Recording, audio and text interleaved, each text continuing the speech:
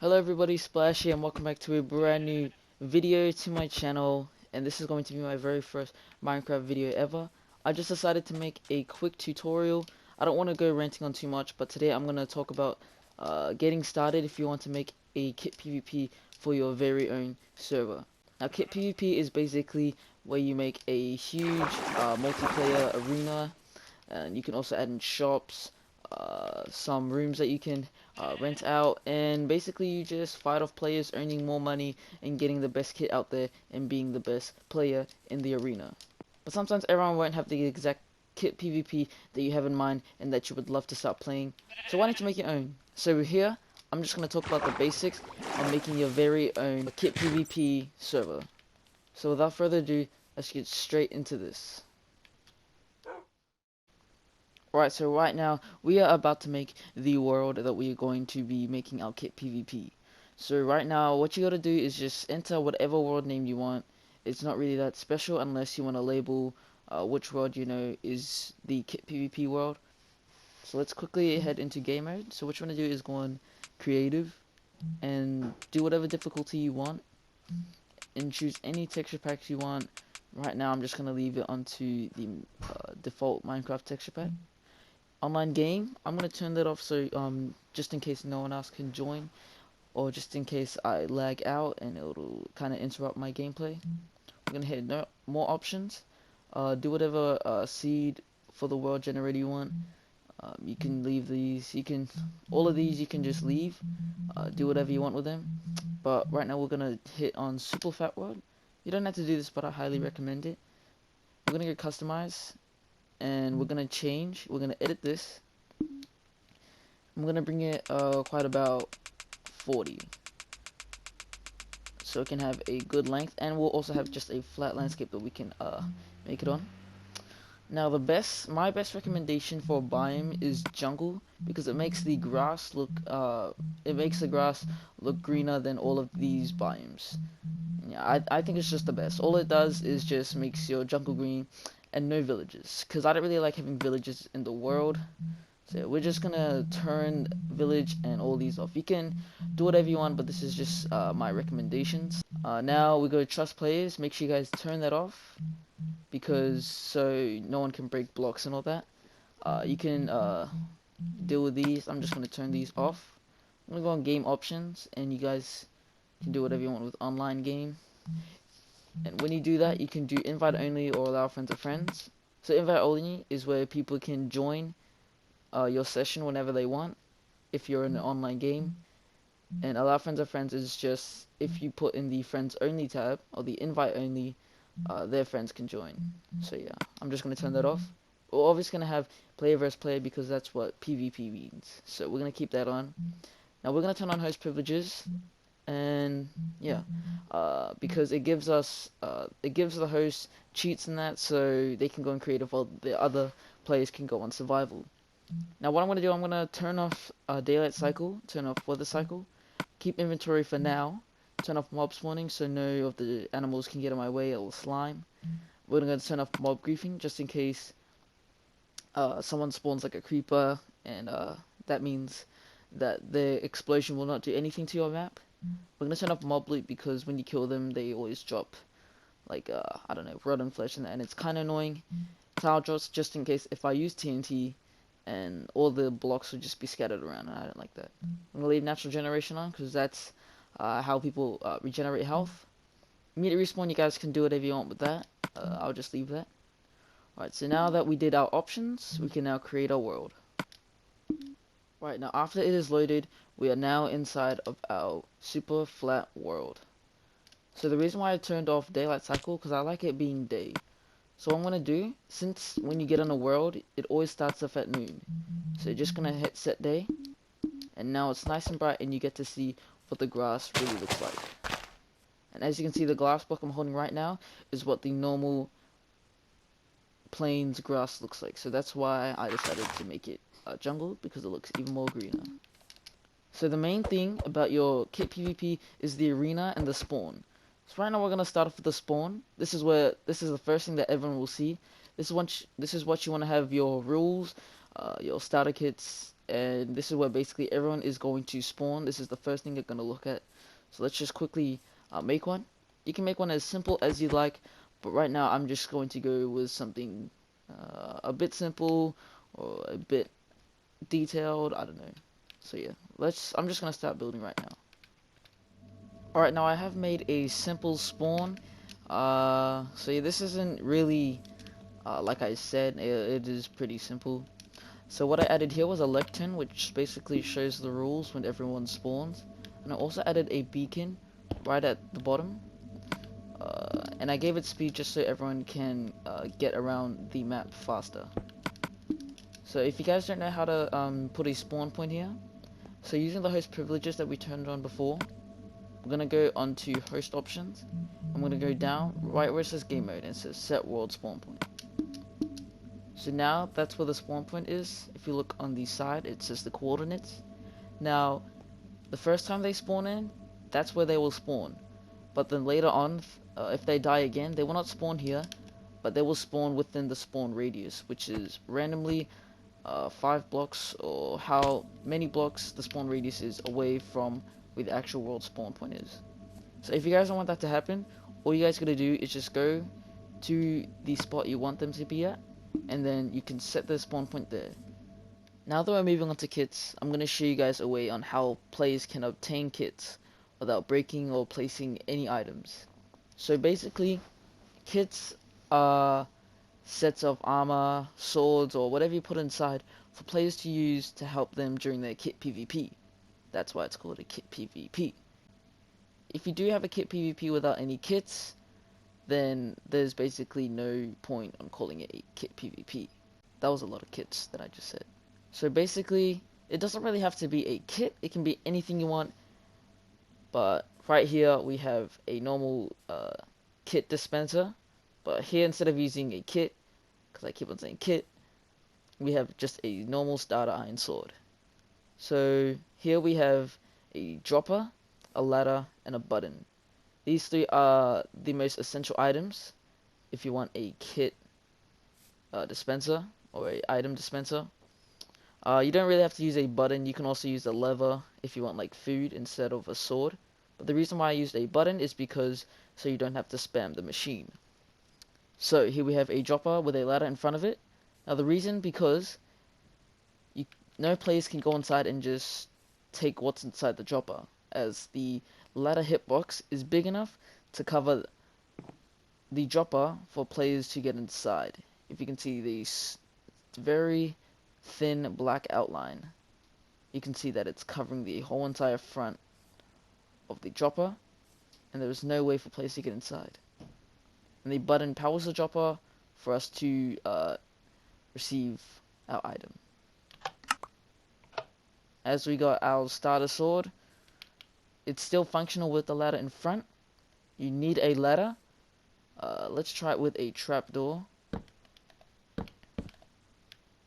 Oops. It still works. But the button can still power the trapdoor.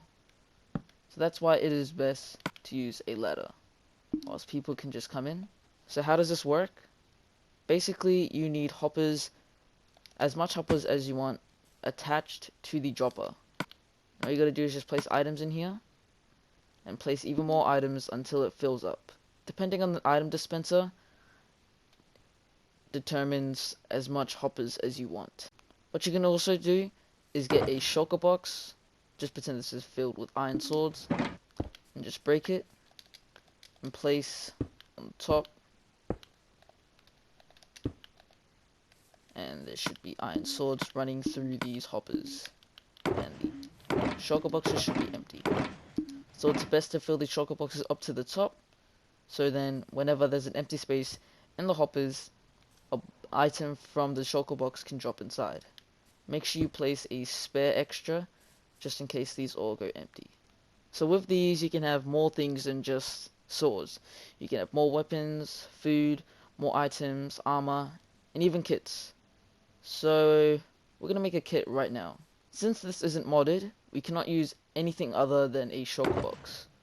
Shulker box is probably the best thing to do with a kit. Now what's best for us is to name the kit So when someone hops in, they can see that it says starter kit. And now we can get it, even though it's empty, since it is named. Now inside this chest is the preferred items that should go inside of a starter kit. You really need armor, some weapons, another sort of weapon, and some food for players to regenerate. Now you don't really have to use these, this is just a recommendation.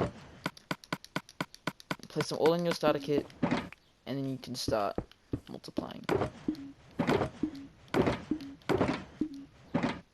Now if you want to get really fancy with your starter kits, try this out.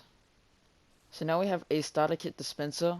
Now starter kit dispensers are much more difficult than normal item dispensers. So what you want to do, you want to add in some hoppers, and then you want to grab some chests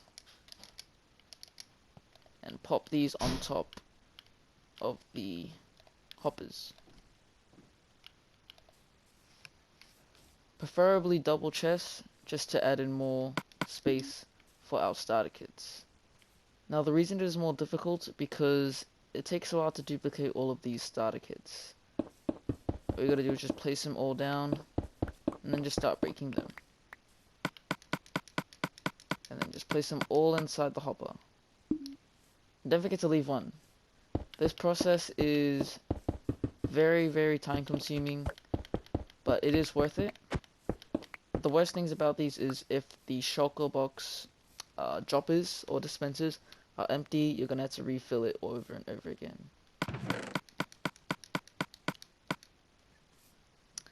Now yes, it is functional, but because it is a dispenser, you cannot use it. That's why we need a dropper. So we're gonna have to break all of this and pop that. And there we go. And now we have a functional starter kit. Now, this is something very essential. I've been saying that word a lot. So this is something that you need to know. Players cannot place down the starter kit, open it up, take all this off, and then just break it. You're gonna have to need a kit opener. So I'm just gonna show you guys how to build one, and I'm gonna try and fancy it all up. Alright, now this is my kit opener that I made. It's kind of stuck with the theme that I had going on here, I guess. So yeah, this is a functional kit opener. It's not really the best, but it's alright. So what you can do is come inside here, and then you have a pressure plate that activates this trapdoor, so no one can come in and steal all your stuff.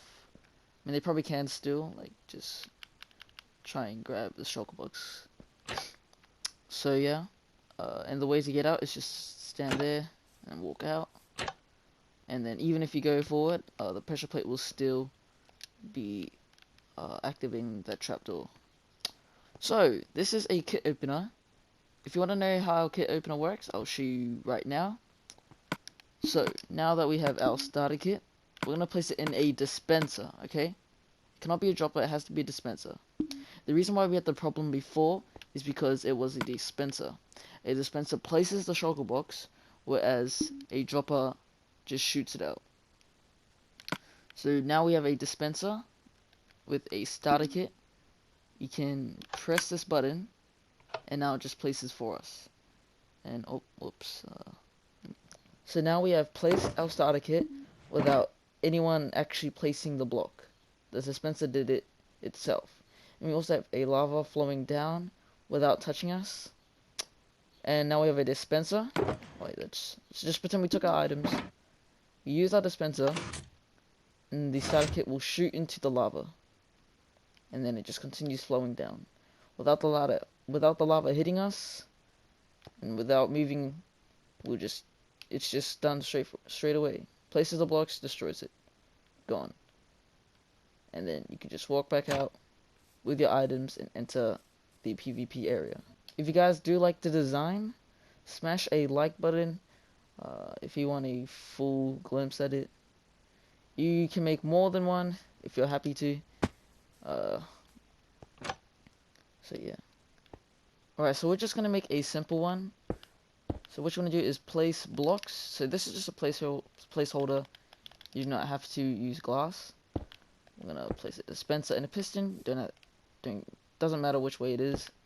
Place a button on each side, and then place a pool of lava. So our starter kit can burn without us holding it and then just littering around the spot because pollution is bad. Now we've got a hole in there. And boom.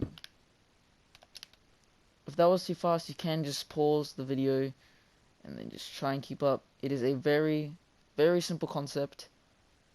So yeah, that's how you guys do it. So right now we're going to be getting into the PvP area.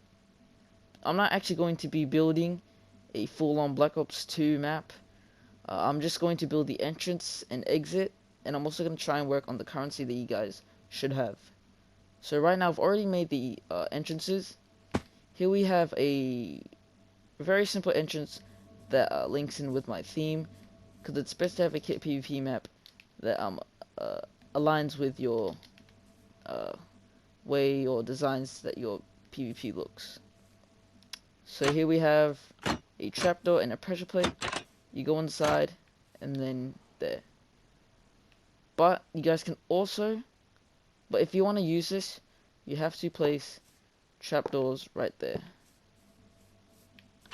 So you can enter through the entrance and then not be able to get back inside. If you guys want to use this, I'll be showing you guys the exit that you guys can have. And I also have a pretty cool as spider web way of entrance. Lots of people use the webs or the trapdoors, or they use some sort of redstone drop-in. But right now we're just going to go with the simple ones. So basically what it does, it slows you down. This avoids combat logging. If you guys don't know what combat logging means, it's where people leave during a battle they are in, so that person can't get killed. So the reason why it slows them down, because say if they're in a battle, they just run straight out, no killing and spawn. So it's best to have a way to slow them down just in case they have a combat log idea of them getting away from that battle. Now you guys can also have any time of duration you want, so 5 seconds for combat log. So it takes 5 seconds if you're in battle, and then you can leave. But people can still exit the game when that's still called combat logging. If you exit the game while in a battle. So yeah, make sure you host, look out for those cheaters. Now if you guys want to use this sort of entranceway, we're gonna have some exits. Alright, so I have designed a way to exit out of your map or out of the PvP area without avoiding combat logging.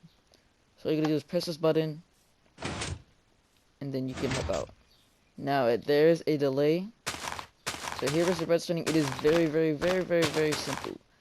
Okay, redstone people are probably laughing at me right now. It's so simple. All you need: redstone block, redstone, like just normal redstone dust, repeaters. Make sure you put them on 4 ticks or as many ticks as you want. That is basically the delay it has to activate this piston. So the longer it takes is the amount of time for one person to combat log before they enter the exit. So here's how it works. You press this button and it powers that.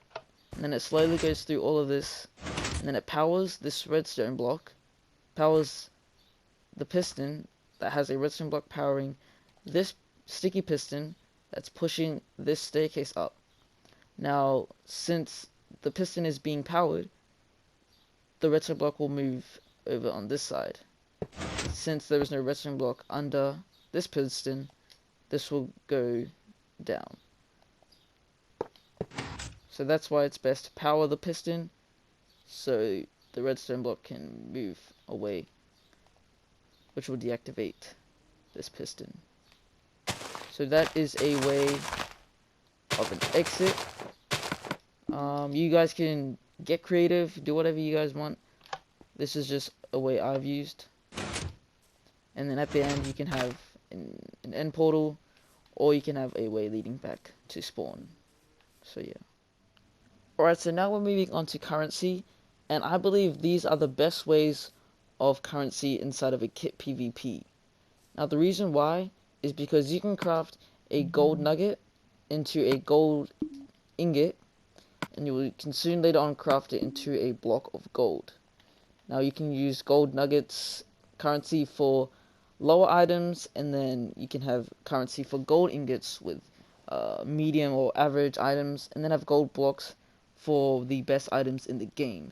Now you can use these currencies to buy kits, items, all that stuff, and you can even go further on to use these as vaults. I did forget to mention, make sure you guys place ender chests around the map. Someone can go inside and then just place all this stuff, just in case they die and drop all of their loot. If you guys have keep inventory off, you can come back and grab the stuff that was very special to them. So I do believe nuggets are the best currency in the game, because there is 3 stages or 3 levels of that currency. Now you guys can also place around in the KitPVP area some currency dispensers. Thank you guys so much for watching this video. It really does help a lot if you guys manage to like the video and subscribe, and make sure you share this around to your friends. If you're a beginner at Minecraft, or if you're a beginner at starting a server that you want, please make sure you like the video, and just to show that this video was very, very helpful. So basically I just showed the basics of creating a KitPVP, and I've managed to finish. Make sure you guys also comment the things that I miss, or more tutorials that you want. Now, if it's gonna be about redstone, I don't think I can, but I'll try my hardest if you guys are very desperate. So thank you guys for watching this video. This was Splash, and I'll see you guys again in a brand new another video.